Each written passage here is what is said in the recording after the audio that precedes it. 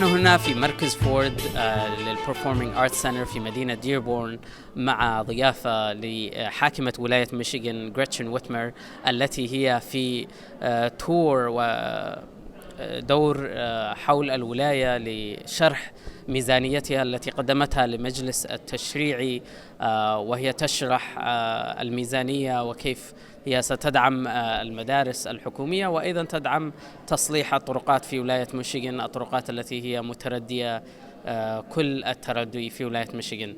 الجوفرنر أو الحاكمة لولاية ميشيغان غريتشن ويتمر التقت بقيادات المجتمع العربي الأمريكي هنا في مدينة ديربورن وناقشت معهم الميزانية، وطلبت منهم أيضا أن يتواصلوا مع أعضاء المجلس التشريعي في المجلس النواب وأيضا مجلس الشيوخ في الولاية للضغط عليهم لتمرير هذه الميزانية التي وعدت بإصلاح الطرقات وأيضا زيادة المعونة للمدارس وأيضا الكليات الصغيرة. فكان هذا الاجتماع مثمرا، تحدثت الحاكمة بنقاط عدة عن تاريخ كيف يتم تمرير الميزانيات وكيف يتم أيضا قبولها من قبل المجلس التشريعي، وكما أسلفت طلبت من الجميع أن يقوم بالاتصال مع الأعضاء أو مع ممثليهم في الميشيغان هاوس اوف ريبريزنتيفز وأيضا الميشيغان هاوس سنت. كان معكم عادل معزب من صوت العرب من أمريكا من مدينة ديربورن. Good afternoon. My name is Faye Beydoun and I'm the Executive Director of the American Arab Chamber of Commerce. Today we had the honor of co-hosting an event along with a lot of the majority of the Arab American organizations. And we had Governor Gretchen Whitmer that came to discuss her budget, how she's going to be able to fund the roads, to fix the roads. Also education, which is another thing that is really, really important to our community and to our youth. So today was a great day. We had a very important meeting with her and had the opportunity to ask many questions and get answers to in regards to the budget.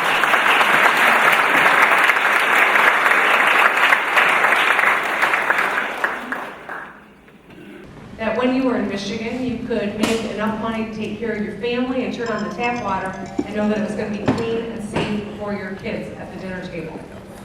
That is the wonderful Michigan legacy that we have. Right now, after 40 years of disinvestment, though, in the fundamentals that make this a great place to live and to work and to raise a family, after 40 years of disinvesting in those things, we find ourselves at a crossroads with serious issues to confront as a state. This is a picture of a bridge in Minnesota that collapsed. When this bridge collapsed, 13 people died, and 150, I think, were injured. This is what keeps me up at night. It took this kind of a catastrophe for Minnesota to raise a gas tax of $2.5 billion and rebuild their bridges. That's what I'm trying to avoid. So the solution that I put on the table was a gas tax. The gas tax, when you actually pay for the roads at the pump, when you pay for the roads at the pump, the dollars from the general fund can go back to the general fund and can do things like in higher education or in revenue sharing and get back to getting the fundamentals right. And so while we focused on the gas tax, which is 15 cents every 6 months until it gets to 45 cents, it's constitutionally protected, as I mentioned, so we can have accountability and truth in taxation. And this is what puts us on the path to actually getting to 90% of our roads. But it'll take 10 years. 10 years when those second graders are making their decision where to live, we can get back to 90% of our roads in good and fair condition. None of these is or should be a partisan issue. These are the fundamentals that improve the lives for everyone in this state, from the west side of the state to southeast Michigan to the UP. I'm happy to answer questions. I'm happy to focus on aspects that you are interested in. I ask that, don't hold back. I see some, yes. What guarantees us that this money is going to go strictly to the roads, like the money from the lottery, which we don't know where to go? So what is the guarantee that the money actually goes to fix the problem that I'm telling you that it will? So under Article 9, Section 9 of our state constitution, When we raise the revenue at the gas pump, it cannot be diverted from the roads and bridges. Some people have suggested that perhaps we look to another method of raising the dollars. I'm going to click to something I glossed over a minute ago. That we perhaps look to other mechanisms for raising the money. So we have a $2.5 billion road problem. When we do it at the pump, the Constitution protects those dollars from being rated for any other purpose. And that's how we can put the general fund money back in the general fund and the school aid fund dollars back into the education of our kids. Now, some have suggested, why don't we do it a different way? What if we did a corporate income tax, for instance?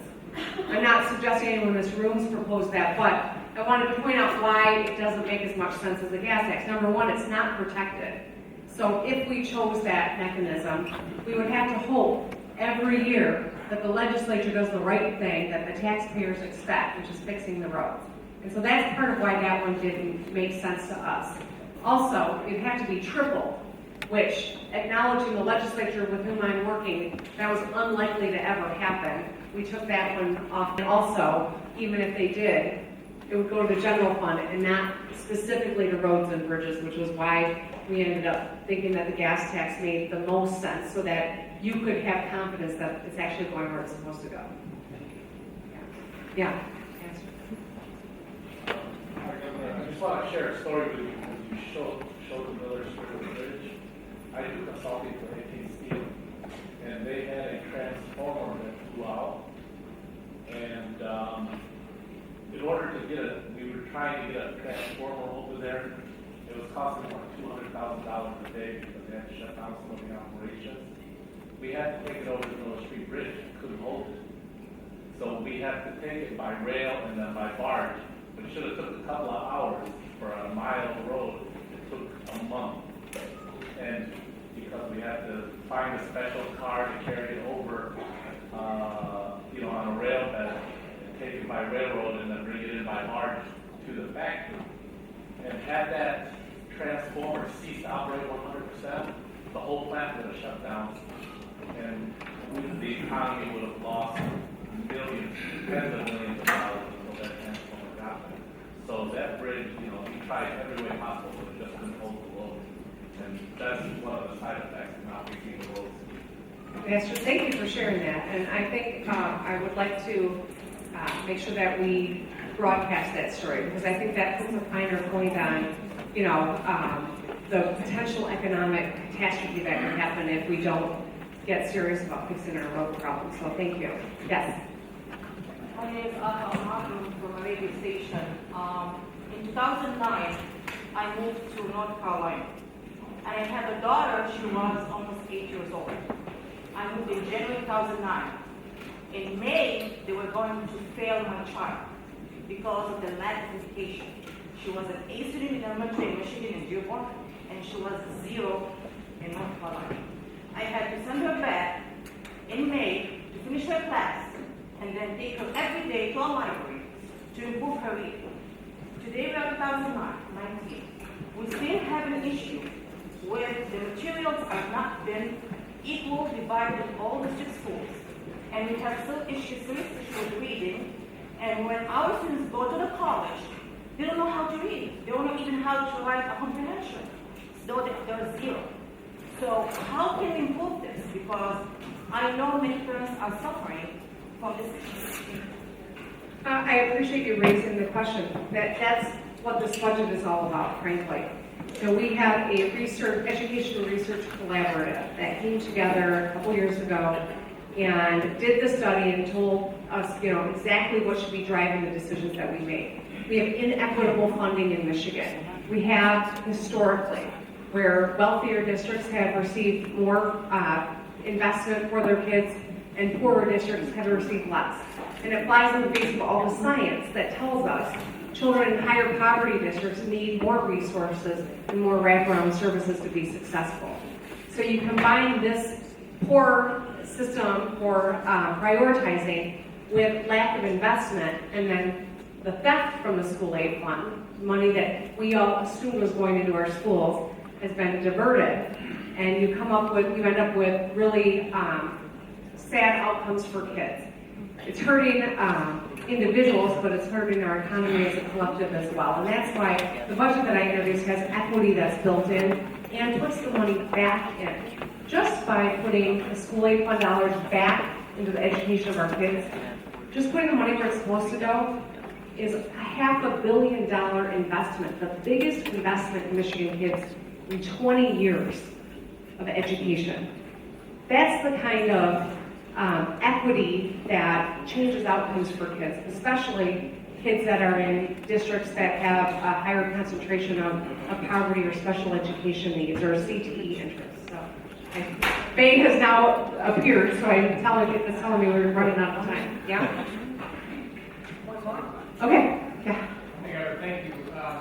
So as the mayor of the local community, all the things that you talk about are critically important education, but in state roads, but for us, the mayor in particular, on our elected state share revenue and being able to take care of our major local communities, we can't do absolutely right now for the share revenue.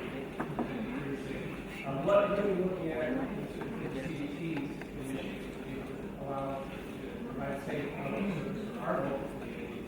And if that's, I understand it's a process that needs to take quite a long time. Well, the proposal I had before that. Yeah.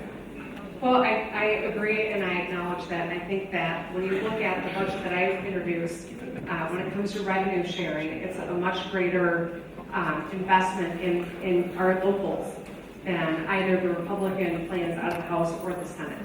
And, we've got a lot of work to do on that front, giving you the tools that you need locally, but also giving you the support that you deserve from the state.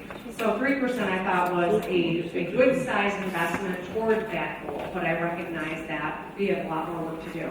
I pulled up this last slide so that you could see what the difference is between the budget that I introduced and the budget that came out of the Senate and the budget that came out of the House. We are still in the budget process. We are 188 days into this year, and the legislature's only been in session 42 of those days. They're not in session this week, and it's not Betty Jean's fault, and it's certainly not Abdullah's fault. But they're not in this week. They're for a couple of days next week, and then maybe not back until mid-August. Meanwhile, we are 1 week into the school calendar.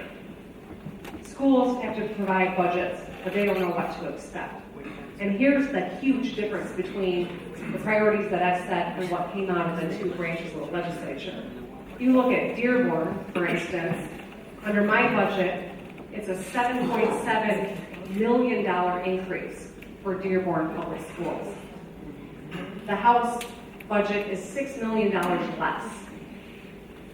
The Senate budget is $4.5 million less. That is a massive difference in the investment of the kids in the Dearborn Public Schools. Dearborn Heights, you can see it's almost $1 million improvement in the budget that I introduced versus $500,000 cut in the House and $150 million in the Senate. What's going to happen over these next weeks when it comes to this budget? It's going to impact every child in all of these districts. And that's why I'm here asking that you, business leaders, elected leaders, people who have platforms, to speak out and to put pressure on the legislature to move forward and to pass budgets that actually reflect the values that we have. This is how we elevate and shore up the foundation to make Michigan a place where every one of us has a real opportunity to get ahead. And I ask for your partnership in this. We have, I think, how many days until the beginning of the next fiscal year? Nathan, 84? We have 84 days until the next fiscal year starts. And the legislature's not going to be around for very many of them. I ask that you engage now, because every minute that comes off the clock puts all of this in jeopardy that we're trying to fix. Thank you all so very much.